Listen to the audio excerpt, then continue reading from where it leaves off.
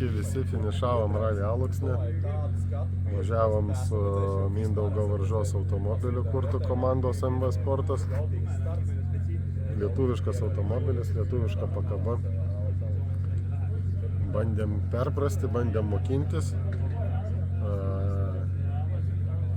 Fainas automobilis, daug reguliavimo, visokiausių galimybių.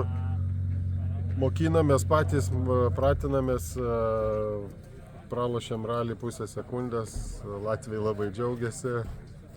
Šiaip labai smagus ralis, žiemos ralis šiaip smagu, bet Alūksnėj irgi visada kiek atvažiuoju smagu, daug žiūrovų, keliai greiti, techniški. Na, visapusiškai labai geras renginys ir emocijos visos pačios geriausios. Tai kviečiam visus ralį Aukštaitija Zarasuose sekantį savaitgalį.